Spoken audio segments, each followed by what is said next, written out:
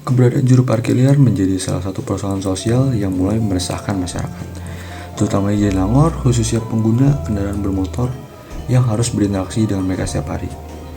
Keresahan tersebut muncul dalam berbagai bentuk, mulai dari rasa tidak nyaman karena pungutan yang tidak wajar, ketakutan terhadap potensi konflik apabila menolak membayar, hingga hilangnya rasa aman di ruang publik.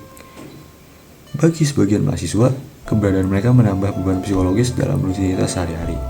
Apalagi jika pengaturan parkir tidak disertai perlindungan terhadap hak-hak pengguna jalan. Salah satu warga yang saya wawancarai, Andri, merupakan salah satu mahasiswa yang sedang berkuliah di Jatinangor. Dia menjelaskan pengalamannya dengan juru parkir ilegal. Ia selalu bertemu dengan juru parkir minimal 2 dalam sehari.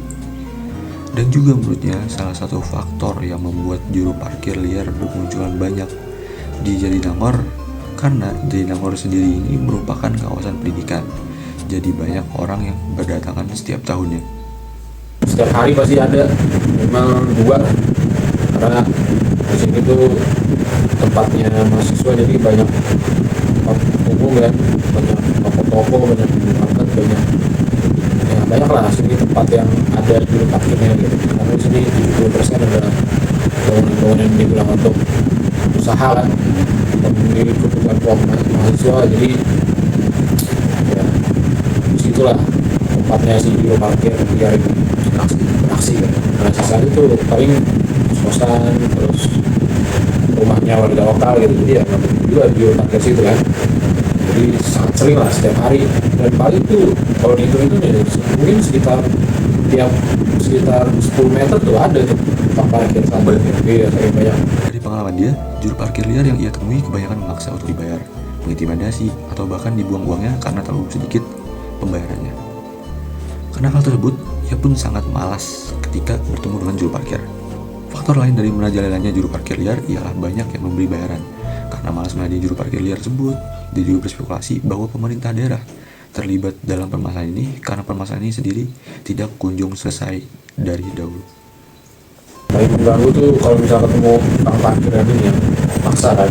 Saya pernah waktu itu lagi beli dari barang di Indomaret, pas pulangnya tuh saya main langsung ini ya, langsung pergi aja kan. Motor saya ditahan, diminta parkir kan. Nah, itu sangat meresahkan ya, karena saya nggak ada kewajiban membayarnya, tapi si orang ini maksa gitu kan. Itu udah jelas lah ya, udah pemaksaan gitu kan. Terus ada lagi pengalaman yang meresahkan ya, saya ngasih cuma 500 perak kan, dari itu sekalian kembalian waktu itu, kembalian dari belanja gitu, harusnya dibuang gitu kan. Kalau orang bersyukur kan. Faktor lain dari merajalelanya juru parkir liar ialah banyak yang memberi bayaran. Karena malas menghadiri juru parkir liar tersebut, dia juga berspekulasi bahwa pemerintah daerah terlibat dalam permasalahan ini karena permasalahan ini sendiri tidak kunjung selesai dari dahulu. Karena masih banyak yang ngasih gitu kan, banyak dari mereka tuh antara dia males atau takut. Satu males berargumen lah sama kang parkir ini kan, ngasih aja, jadi udahlah kasih aja lah, apa bikin mereka cuma 2.000 gitu kan. Nah terus takut ini, mungkin mereka takut kan sama juru parkir liar ini kan, karena yang kita ketahui juga juru parkir liar kan ini kan preman juga kan sebenarnya itu, jadi takut kayak gitu. Juru parkir masih beroperasi ya paling karena ya itu sudah menjadi rahasia umum ya, siapa yang menjadi atasan mereka, mana uang mereka itu disalurkan kan. Ya udah tahu lah kita permainan itu kan, setiap daerah pasti ada orangnya kan, dan kalau masih beroperasi juga sepertinya dibiarkan juga oleh pemerintah setempat kan. Jadi ya itulah, kita udah tahu lah, itu udah jadi rahasia umum kenapa mereka masih beroperasi, dan itu sangat sulit dijelaskan gitu. Karena emang satu dari orang yang udah mendukung, terus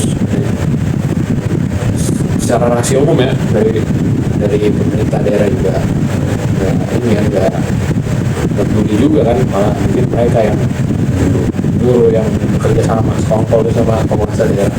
Pokoknya ada main kan. Ada main lah itu pasti tuh.